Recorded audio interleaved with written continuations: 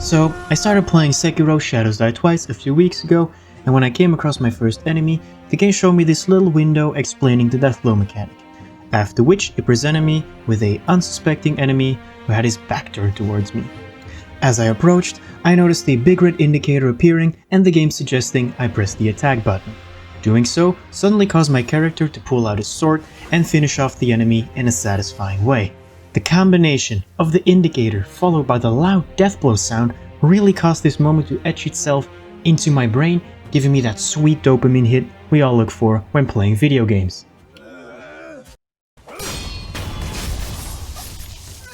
Oh, that's good. It gave me a feeling of power, leaving me wanting more, so by the time I had slaughtered my way through the basic tutorial enemies and the subsequent boss, it was safe to say that I was really hooked on this mechanic.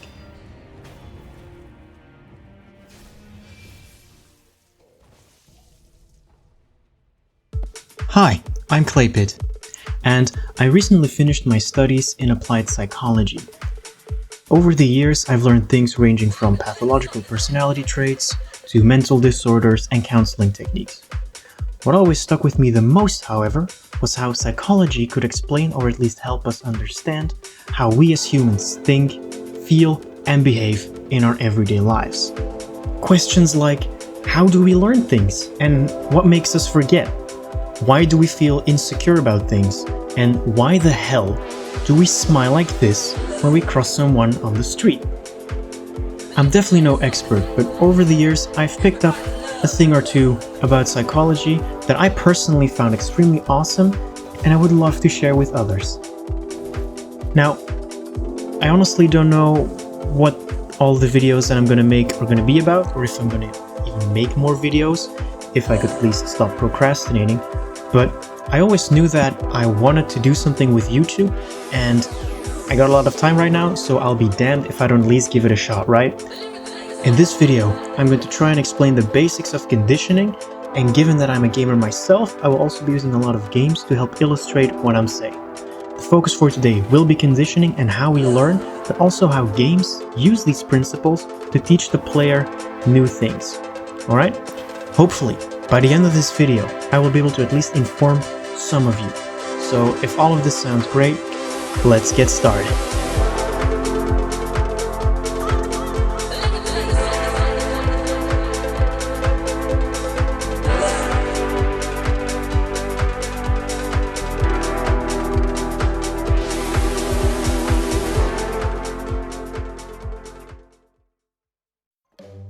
To keep it simple, there are two types of conditioning, classical and operant. While both are very similar in their goal of teaching new behaviors, the way they go about it is quite different. So, starting out with classical conditioning, I'd like to start by showing an example from Breath of the Wild, because I really think it illustrates well what I'm about to tell you. Listen to this clip and see if you notice anything.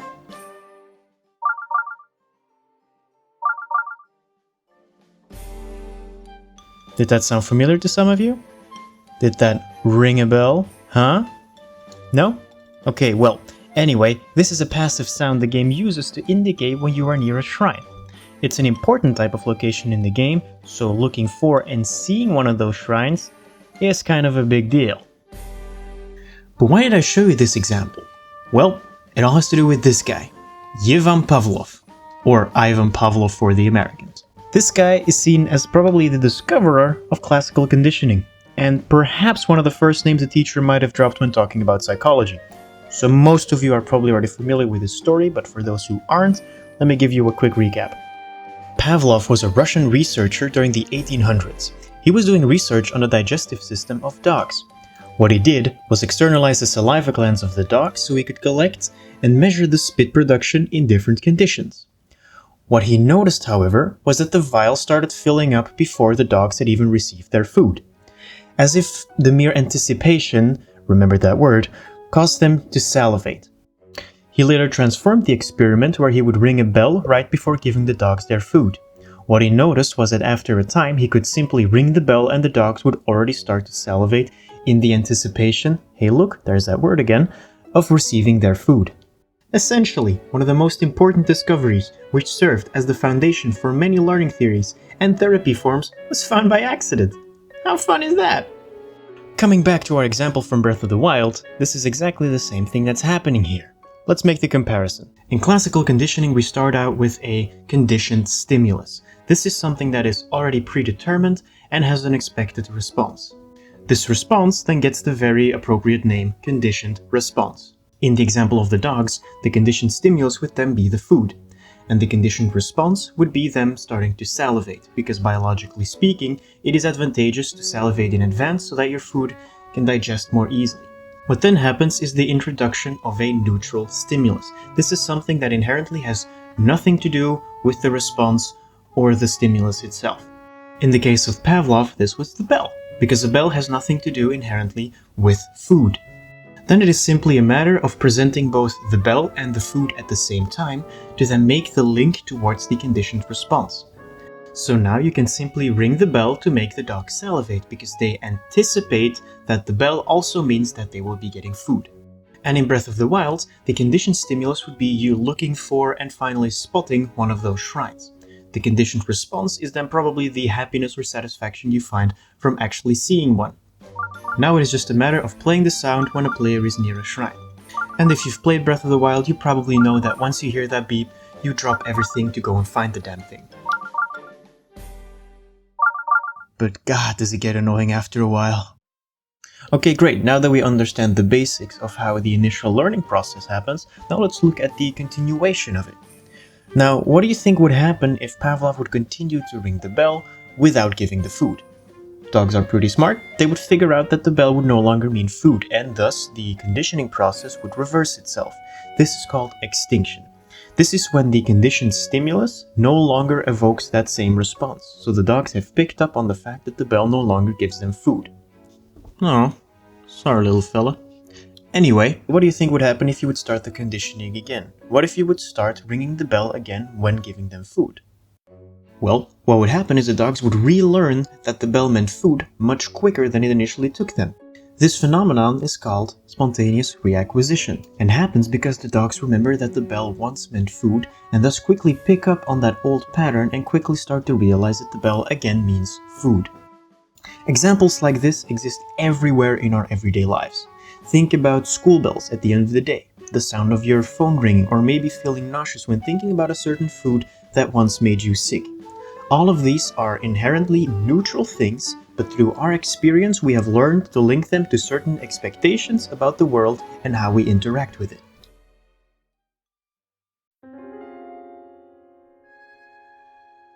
Maybe on a more serious note, this is the same thing that happens to people who have a certain phobia.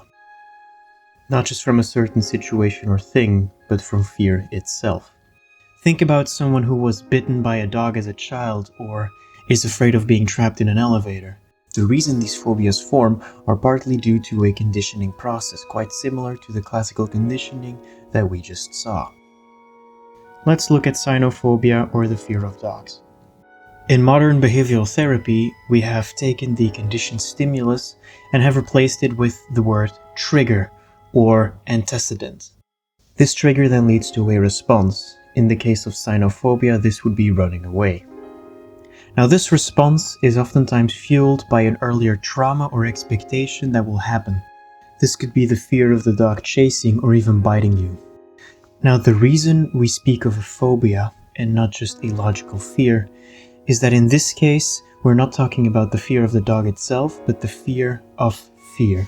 People with cynophobia will oftentimes preemptively avoid certain situations where they might run into one, say a family member with a dog or public parks.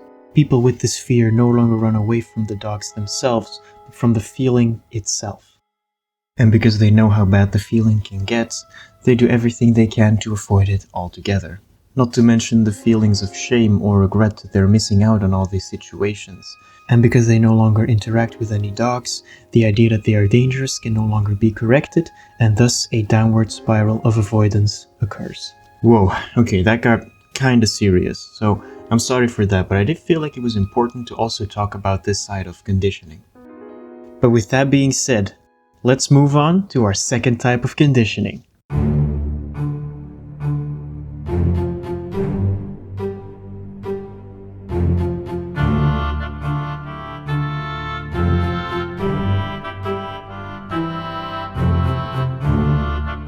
In this next and final chapter, let's talk about operant conditioning. Classical conditioning was all great and simple to understand, but operant conditioning is a little bit more complex. This, however, does mean that it can be used to teach much more complex things and is also much more clearly visible in our everyday lives when you know what to look for. Let's do a little quiz, shall we? Say you are playing a video game and you come across one of these guys and you shoot it. What would happen?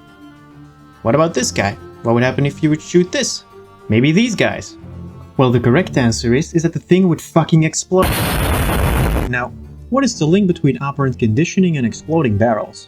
Well, the magic phrase here is the result of your actions, which we're gonna park right here until we need it again.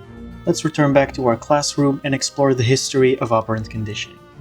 Like most things in science, operant conditioning came forth from a group of researchers who weren't fully satisfied with Pavlov's theories on learning. Pavlov discovered that we learn things in a passive way by making connections based on patterns and anticipation in our everyday life. A few guys, however, weren't fully satisfied and wanted to find more. One of these unsatisfied guys was the young Thorndike. He started out by making puzzle boxes for cats to be put inside of because he wanted to see if they could figure out a way to escape on their own. The boxes were pretty simple, mostly consisting of simple buttons and levers that when pressed in the right order would cause the door to open and the cats could then escape. He even went as far as having the cats observing other animals trying to escape because he wanted to see if this also had an influence on their escape times. What he ultimately found was a very important principle in modern day learning theories, namely trial and error, something that we humans do every single day. Essentially, this means that we just try something new and then learn from the result of our actions. Hey, would you look at that? The only way the cats could learn to escape from the box was to just push a lever and see what happened. Did it move? Did it not move? Trial and error. There you go. Actually, pretty interesting. This is the same way that neural networks are trained to be used in AI systems like ChatGPT and DALL-E. But let's not get sidetracked. Let's go back to the video. The second man to enter the scene was B.F. Skinner. This guy saw what Thorndike did, but felt like the boxes could have some upgrades. So he started work on the now famous Skinner boxes. Just like Thorndike, these boxes also had a very simple mechanism. If the rat, or sometimes pigeon, would press a button, they would be rewarded with some food. This behavior is quite unnatural for an animal, so by learning them this, he proved that he could learn them pretty much anything if you just gave them a good reward. And I do mean anything. Like training pigeons how to play ping pong. The game was pretty simple. The pigeons pecked the ball back and forth, and whoever scored a goal was rewarded with some food. Or the military pigeon project, where he used them to guide missiles. The pigeon would peck a white target on a radar, thus guiding the missile towards it. All these quite unnatural behaviors were taught to the animals via an incentive or a reward. He had thus discovered another important principle in learning: reinforcement. Essentially meaning that if your actions result in a positive outcome, you will most likely do it again. So let's now look at the Skinner box and how he used it to distill 4 types of operant conditioning that we now still use in modern learning theories.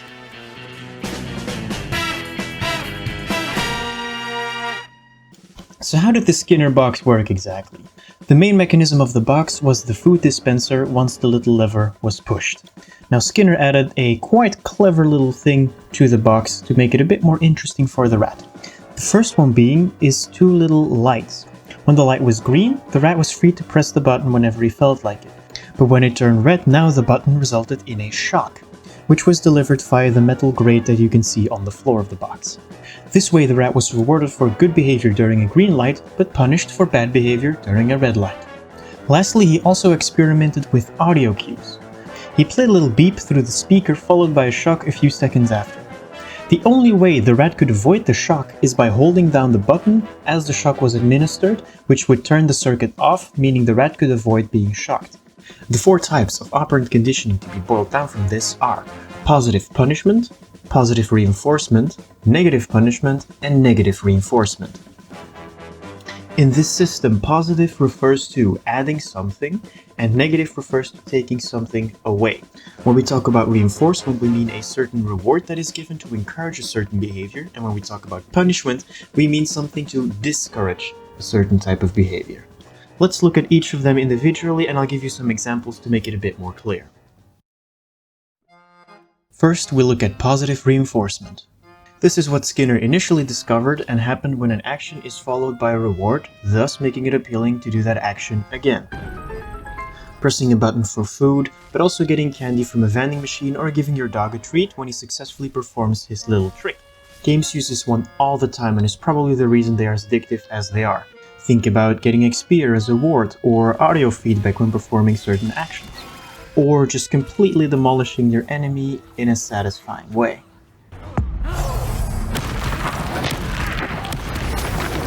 That's gotta be a war crime, right? Anyway, look at the snowboarding game Shredders, where performing more complex tricks will net you more points, and landing them perfectly will get you an even greater bonus. Or in Hogwarts Legacy, where using Accio on one of these floating pages rewards you with XP, and also makes exploring a lot more interesting. The core idea always stays the same. When our actions result in a reward, it is more likely that we find them enjoyable and want to do them again. The second type is positive punishment, and this happens when an action is followed by a form of punishment or has a negative outcome. The goal here is to weaken a certain type of behavior, making it much more unlikely that you will do that certain behavior again. Skinner achieved this by punishing the rat for pressing the button when the light was red. Given that the rat doesn't want to be shocked again, there's a good chance he will avoid pressing the button when he sees the light turned on. In this example, the shock is what we call the positive punishment because it punishes the rat for a certain unwanted behavior, and it is a positive punishment because we are adding something, we are delivering a shock. And as you might have guessed, games are also riddled with examples of positive punishment. Probably the best example would be when you fail to dodge in a video game. The game then punishes you with taking damage or even death. But more specifically, you can also, for example, see it in Planet Zoo. When an animal is unhappy and not well taken care of, these annoying protesters will show up who will only go away once the animal feels better. An important aspect that is oftentimes overlooked, however, is by telling someone what they shouldn't do, you forget to tell them what they should do. Sure, the game punished me with taking damage or even death, but it doesn't make me a better player. It's still up to me to use trial and error and my personal skill to improve. Moving on to negative reinforcement. This one is also pretty well known and is also again used to strengthen a certain behavior. This is the action of taking something negative away when you do something good, just like the rat could avoid getting shocked when he pressed the button at the right time, thus not getting shocked as a reward. Games will oftentimes also allow you to negate certain negative outcomes when you do something good, like dodging an attack or succeeding in a certain mission, and thus negating the damage or maybe a possible debuff. Take the Pyro class in Team Fortress 2. This class has the ability to negate damage from enemy projectiles by reflecting them back at them, even rewarding you with some sweet bonus damage if you manage to hit them. Or in Civilization, where you're able to get yourself out of a nasty war if you're able to negotiate correctly with the enemy leader. The goal of negative reinforcement again is to enforce a certain behavior, but doing this by removing something negative. Here I also want to quickly refer back to our example of the Cynophobia, where avoiding the negative feelings associated with seeing a dog, you are rewarded with a feeling of relief. Last but not least, we've arrived at negative punishment. This is probably the rarest of the examples, but I'll try to illustrate it nonetheless. Negative punishment occurs when you have something positive taken away to discourage a certain behavior. Probably the simplest example to understand would be your parents taking your phone away as a punishment for having bad grades. This principle wasn't tested in the box, but a similar equivalent would be that the rat would do something and then would actually not get food when he presses the button afterwards as some sort of punishment. Two great examples happen to be in probably one of the most punishing game series to exist, the Soulsborne games. When you die in Demon Souls, you spawn back with only half of your HP as a punishment for dying. And getting cursed by these guys in Dark Souls will see your HP also halved with the cursed status effect being applied. This effect can only be reversed by using a very rare purging stone that is quite hard to acquire. Very annoying. Congratulations! You made it through the entire video! You can now kind of consider yourself a little bit as a behaviorist, which is what we call the movement today. This theory states that we learn new behaviors through the consequences of our current actions. If an action has a successful outcome, then we will do it again, and if we fail, then we might want to try a different strategy. If a girl walks away after trying a pickup line, you might want to try a different approach. And studying hard for a test and getting rewarded with good grades might cause you to study hard again in the future. But let's actually end this video by taking everything we've seen and try to apply it to our example from Sekiro that we started the video with. When you manage to break the stance of an enemy in Sekiro, you gain the ability to finish them off with a death blow. When you successfully press the death blow button on a vulnerable enemy, you are rewarded with the kill, followed by gold or items, and even some extra HP if you have the upgrades for it. Let's just say for the example's sake that the whole death blow mechanic can be seen as our new behavior that is completely unknown to a beginner. If you are able to deal enough damage to an enemy's posture, you are positively reinforced by getting the death blow and the following rewards and the whole shablam that goes with it. If you fail to press the button in time, however, most enemies will just kinda drop dead. But when the enemy has some HP left, they will just get right back up and start attacking you again. Especially bosses are annoying because they can only be killed using a death blow, so missing this window is quite crucial. This is then our form of negative punishment because the satisfaction is withheld, you could say. This gameplay loop then quickly nestles itself into your brain, making it quite obvious that the death blow mechanic is important and you should always try to go for one. The game even uses some classical conditioning to make that connection really stick.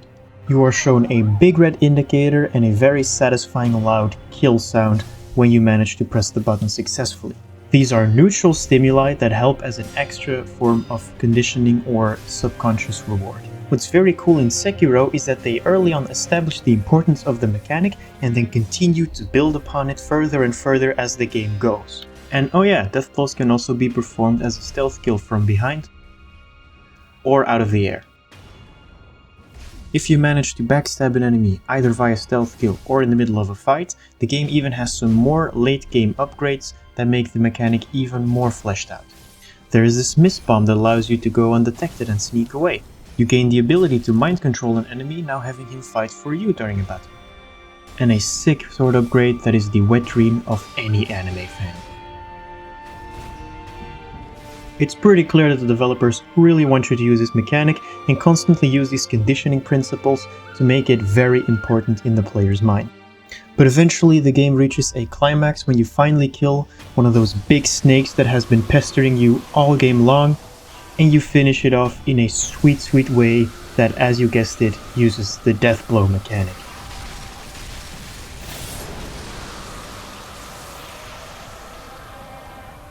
Oh, that's just dopamine gold.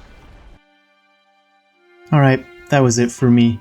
If you made it to the end, then that's awesome, and even if you skip through, I still hope that I was able to entertain and inform you a little bit. Thanks for watching, and maybe until my next video.